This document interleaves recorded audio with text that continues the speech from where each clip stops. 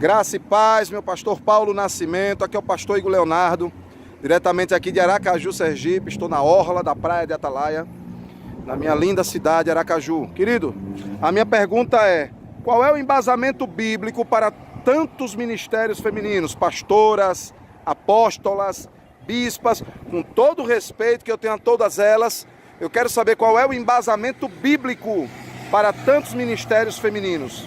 Fala comigo, meu pastor. Forte abraço. Boa noite, pastor Paulo Nascimento, ao canal Falando de Bíblia. Deus abençoe. Aquele abraço. Aqui quem vos fala é o Marcos Rodrigues, do Rio de Janeiro. A minha pergunta: mulheres atuais, elas podem ser ordenadas a bispas, apóstolas, pastoras, missionárias, diaconisa? Aquele abraço. Ok, pessoal. Meu amigo pastor Igor Leonardo, de Aracaju, lá em Sergipe, e o meu irmão Marcos Rodrigues, do Rio de Janeiro.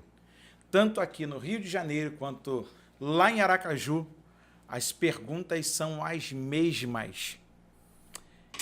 Pode a mulher exercer um ministério feminino como pastora, bispa, apóstola? E aí? Rapaz, esses meus irmãos, eles gostam de acender o fogo desta fogueira. Mas eu quero fazer pelo menos aqui um pensamento junto com você para a gente poder caminhar de forma bíblica. Falando de Bíblia, Gênesis capítulo 29, no verso 9, diz assim: escrito está, estando ele ainda falando com eles, veio Raquel com as ovelhas de seu pai, porque ela era pastora. Grave isso.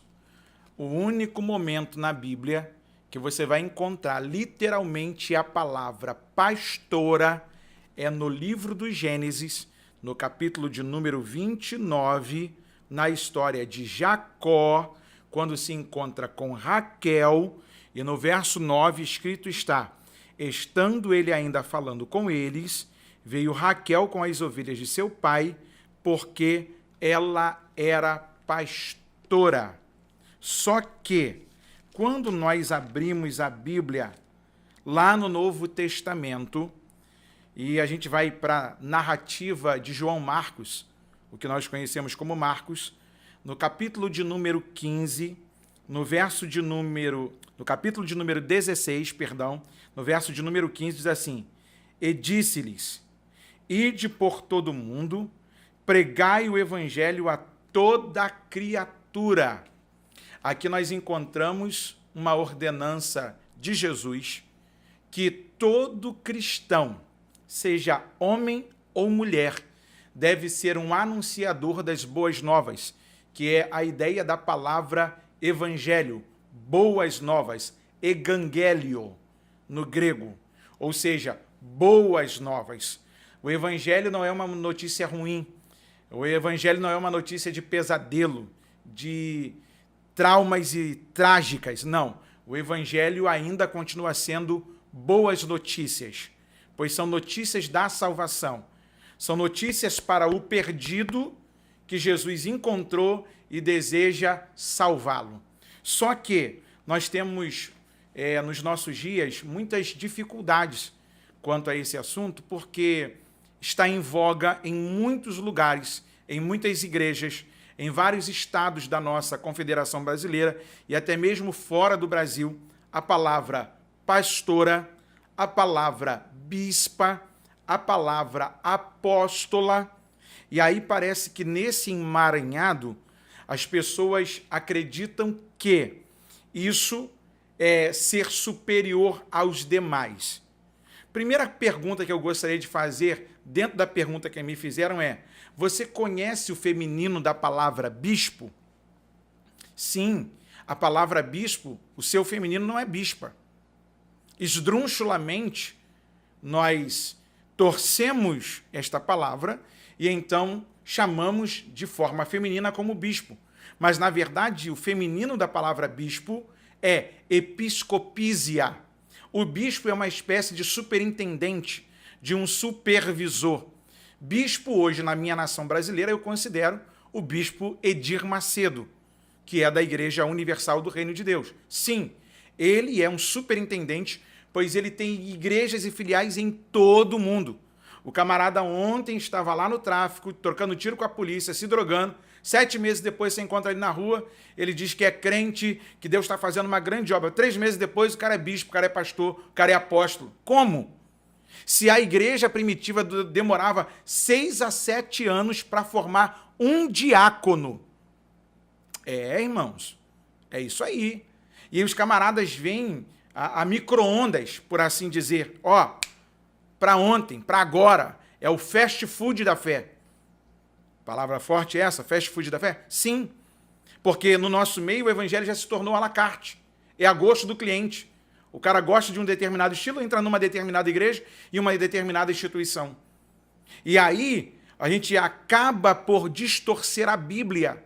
Por exemplo, a palavra apóstolos, do grego, enviado, é uma palavra tão comum no grego.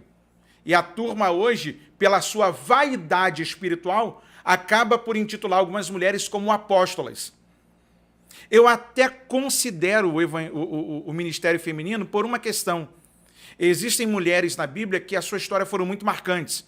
Por exemplo, Juízes capítulo 4 vai falar sobre a profetisa, juíza, que era chamada de Débora. Mas quando você vai ler, pelo menos o capítulo 4, o verso 4, vai dizer que ela era mulher de Lapidote, ela julgava Israel e ela era profetisa. Ou seja, ela tinha um cabeça a quem era o guardião do seu lar, a quem ela prestava obediência, e as pessoas estão tendo problemas. Por quê? Porque as pessoas acham que a ideia de submissão é ficar debaixo do pé de alguém. E Deus deu um papel tão lindo para a mulher, que é ficar ao lado como muro de proteção, porque quando Deus vai dar a mulher para o homem, ele diz, não é bom que o homem esteja só. Far-lhe-ei uma adjutora. A palavra adjutora no hebraico é kenegdo. Kenegdo é aquela que está como um muro de proteção, ou em uma tradução um pouco mais avançada, vai dizer que é aquela que vem como contra. Ou seja, para você chegar em mim, você vai ter que passar pela minha esposa, porque ela está ao meu lado, e muitas coisas que eu não consigo enxergar pelo fervor das coisas que ficam na minha cabeça e às vezes eu fico meio que tapado, aí ela consegue enxergar melhor. Só que nós estamos falando de um tempo em que nós temos o feminismo também dentro das nossas igrejas, e as mulheres querem serem reconhecidas a qualquer custo. Alguns chegam a dizer que a Bíblia é machista. A Bíblia não é machista. O judaísmo não é machista. Porque quando a história do patriarca acontece, dos patriarcas acontecem, as mulheres também são citadas. Tem mulheres na Bíblia que elas não foram julgadas por conta do machismo de alguém. Engano de alguém falar que a Bíblia é machista. Por exemplo, Paulo vai dizer, em um determinado ponto do Novo Testamento, que a mulher não fale, ou seja, doutrinariamente exerça autoridade sobre o homem, mas que ela aprenda em casa. Ele não está subjugando a mulher, que ela exerça somente o papel do lar. Por quê? Porque no papel do lar ela vai formar um bom cidadão, que são seus filhos. E o que refletir nos seus filhos é aquilo que ela é os preceitos que ela guardou e tem dentro dela. Agora, quando você olha para a narrativa bíblica do Novo Testamento, Marcos capítulo 16, verso 15, o problema é que nós podemos fazer a obra de Deus sem títulos. Biblicamente falando, quando você vai ler os conselhos de Paulo para Timóteo, na sua primeira carta, lá no capítulo 2, você vai ver que há uma ordenança para os diáconos, para os bispos, para os pastores, só que em nenhum momento Paulo fala da figura feminina. E eu não estou aqui rebaixando a figura feminina, porque quando Jesus, o Verbo vivo, estava entre os homens, quem mais ajudou a Jesus financeiramente foram as mulheres. Você sabia disso? Quem mais contribuiu de forma financeira com o ministério de Jesus foram as mulheres. Teve um momento que Paulo está pregando em uma determinada cidade e uma mulher o convida para ir à sua casa, e essa mulher tinha posses. Paulo, ao primeiro tempo, resiste, mas depois aceita o convite e vai. Imagina para você alguém dizendo, Paulo era machista. Paulo não era machista. Só que quando você abre a Bíblia em Apocalipse, logo no capítulo de número 2, você vai ler, escreve ao anjo da igreja que está em Éfeso, verso 1.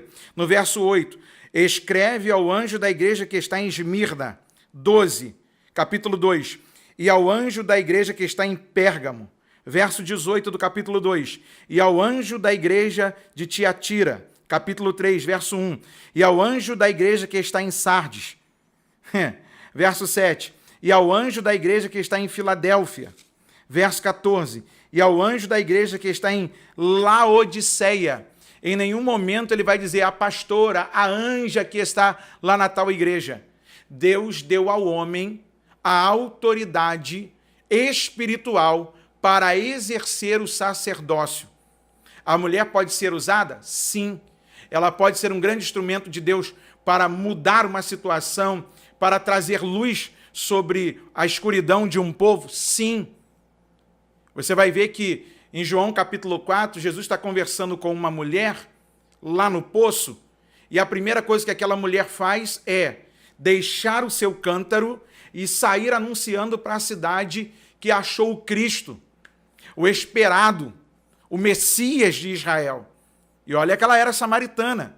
Então, o evangelho não faz acepção de pessoas para usar, mas Deus definiu biblicamente quem exerce ministério dentro do corpo da igreja. Eu sei, irmãos, que em alguns lugares, alguns homens são molengas, são fracos, e algumas mulheres exercem influência neles. Só que a coisa mais ridícula que tem hoje são mulheres que se negam a serem obedientes e serem uma bênção, que se negam a trabalhar lado a lado com o seu marido, fazem greve de sexo, fazem guerras psicológicas para tentar mandar na igreja. A igreja não é minha, a igreja nunca foi de homem algum, a igreja não é do apóstolo fulano de tal, a igreja continua sendo de Cristo. Eu considero as mulheres, sim, elas são uma bênção, elas são umas ferramentas utilíssimas na obra de Deus. Mas, queridas, não permita caírem na vaidade que muitos caem. Ah, eu faço só por isso. Uma vez, eu vou contar uma experiência aqui rápido, quando eu estava num determinado lugar e eu já era evangelista e o pastor me pediu para orar e ministrar a ceia e também servir aos irmãos no púlpito. E eu lembro que na hora que eu peguei a bandeja para designar alguns irmãos, um dos irmãos já era pastor e eu o conheci quando ainda era diácono. Eu fui levar a bandeja para ele, ele falou assim, meu irmão, agora eu não sou mais diácono não, sou pastor, dá isso aí para outro. Eu falei, meu irmão, servir é aquilo que Deus nos chamou, independente do título,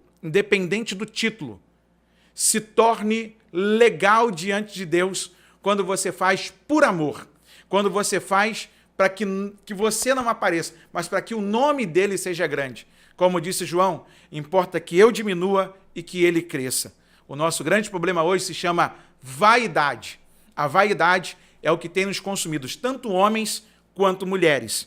Agora, é legal? É bíblico? Não é. Mas se há necessidade da mulher administrar, que ela administre. Para que a obra não sofra, para que a obra não falhe. Porque o que está em apreço, o que está em questão é o nome de Cristo. Eu espero que nessa resposta tão razoável aqui, que nós vamos poder discutir outras vezes mais, tanto aqui no Rio de Janeiro, através do nosso irmão Marcos Rodrigues, quanto do pastor Igor Leonardo, lá de Aracaju, nós estamos aqui falando de Bíblia. Não é machismo e nem a invenção da minha cabeça. Nós lemos aqui, Apocalipse 2 e 3, ao anjo que está na igreja. Deus poderia se referir muito bem à anja, à minha apóstola, à minha bispa, mas ele se referiu ao homem. Ao homem, Deus deu a autoridade do lar para proteger, para prover, para cuidar. Se você, como sacerdote, não faz do seu lar essas coisas, você peca. Se em alguns momentos na igreja a mulher tem que assumir o papel, é porque nós, como homem, estamos falhando. Aí, vergonha para o homem, porque nós não cumprimos o nosso papel e não colocamos-nos dispostos ao que Deus nos chamou. Então, meu irmão, cumpra o seu papel, exerça o seu chamado, faça a obra de Deus, independente do título. O que importa é agradarmos a Deus e não a homens. Deus te abençoe, falando de Bíblia. Eu quero lembrar a você, assim como outros irmãos, como o irmão pastor Igor Leonardo, lá de Aracaju, o irmão Marcos Rodrigues, enviaram a sua pergunta. Tem um link na nossa descrição do vídeo, onde você vai mandar o seu vídeo de 30 segundos. Dá para passar aí pelo menos uns 8 ou 10 segundos mais. Você vai se identificar, falar de onde você está e fazer a sua pergunta aqui para o Falando de Bíblia. E eu terei o maior prazer, assim como fiz com os meus irmãos, falar de Bíblia com você. Deus te abençoe, compartilha, curta, comenta. Vamos fazer o Falando de Bíblia andar por muitos outros lugares e assim compartilharmos da palavra do Senhor. Deus te abençoe.